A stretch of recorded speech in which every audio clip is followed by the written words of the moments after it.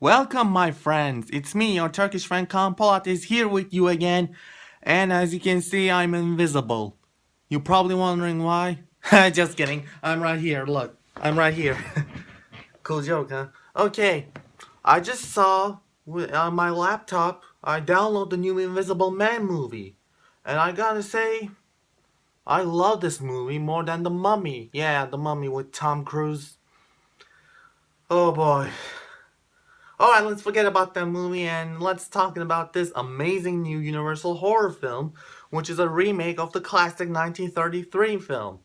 Okay, first of all, Invisible Man, based on the book in 1897, I believe, and yeah, it's 1897, by H.G. Wells, which is one of the most famous books about a scientist named Griffin who find a way to make himself invisible, but only problem, he can't make himself visible again. Yeah, that's the basic gist. And then you going crazy little bit nuts and then starts destructions and murders and pranks and everything. Well, but this movie has some different elements. Like different stuff. Like there's no chemical stuff. It's all about high tech. Basic plot in this film, basically there's a guy named Adrian Griffin who in the book is just name is Griffin. It's not Jack or something else. Adrian Griffin who's has a trouble with his girlfriend who's she's run away and then Adrian get pissed off her and that way he can get a revenge on her by making himself invisible, but not with the chemical stuff, with the highly tech suit. I was like, this is something like Tony Stark can do, come on. Oh, speaking of Tony Stark, did you know one of the characters in the book name is Marvel? Yeah, there's a character named Marvel in the Invisible Man book, which is I didn't notice it until I read it. I was shocked. That was a marvelous thing, don't you think? I mean, maybe that's where the Marvel comic name come from. Maybe they wrote this book. I don't know. But anyway, so Adrian trying to get his revenge by trying to killing her girlfriend and then nobody knows what he did because everybody thinks him is dead. Pretty genius move actually. Nobody believes the girl at all. I mean, everybody thinks that she's crazy. Adrian is dead. No way he can come back as a ghost or invisible. Anyway, first time I watched the trailer of the film, I was like, this is gonna be a ghost film, but no, when later title shows up as The Invisible Man, I was wrong.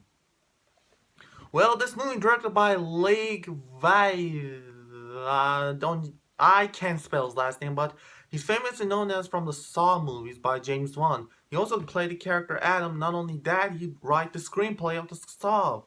There's a lot of things I like about this movie, which is a mood, the setting, and the characters. Especially, it's all about Invisible Man. If you don't know about this movie's backstory, it's kind of weird and funny. If you didn't know, Universal was planning to bring back their classic monsters from the dead, Universal Monsters, which is my personal favorite after I watched Cinemassacre's Monster Madness a lot of time. Well, so after Marvel and DC saw the MonsterVerse, which is Godzilla and King Kong shared universe success, they decided to make their own cinematic universe with bringing back their own classic monsters. But did they have successful? Of course not. They started the franchise with The Mummy starring Tom Cruise, directed by Alex Kurtzman. But this movie's flopped in so many levels. Like, I disappointed like I can't believe it. This isn't all about Mummy. Yes, Dr. Jekyll and also Mr. Hyde. There's also God of Death. And there's also a lot of zombie cops and medieval knights. I was like, what is this? This doesn't like feel like a mummy movie with Boris Karloff or Bernard Fraser like mummy movie. This is just confusing. I I was confused. So the Dracula I thought that Dracula Untold was gonna be the start of this franchise too. Cause Dracula Untold, it feels like a start. But that movie got flopped. Those two flopped, so they were like, we should come out with our start with our cinematic universe with this one successful one. And that movie is Invisible Man. Douchebags. I was expecting the Invisible Man is kind of a little bit cocky, like the original movie, which is Jack Griffin. who played by Claude Rains, which is an amazing performance, by the way. If you haven't seen any Universal Monster movie, you should right now because they're still great. Even though they're slow paced, they're still fun. But anyway, he can be a little bit cocky because he always, like his best line in the movie was surprised and attacking his girlfriend. Like, that scene was funny and scary, but no one can hold up as Claude Rains' Invisible Man. That character can be funny and terrifying at the same time. Which part is great and which one is my favorite? I think the asylum scene at the end of the movie, the very end of the movie, the ending, was pretty good. I mean, those two has a great horror imagery.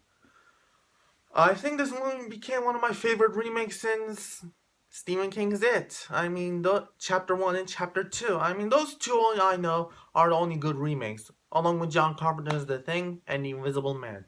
Only those 4 or 3 are my favorite horror remakes. Not count the others like Nightmare on Elm Street, Friday the 13th, they're all slow paced and bad acting.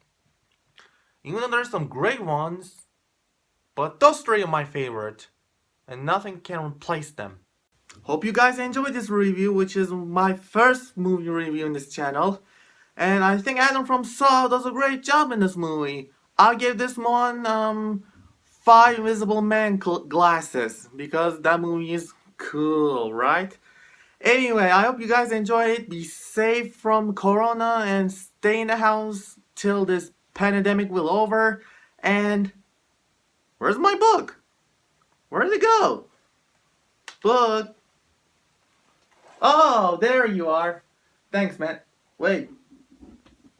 Allow me to introduce myself. I'm the Invisible Man. What? You're real? Ah!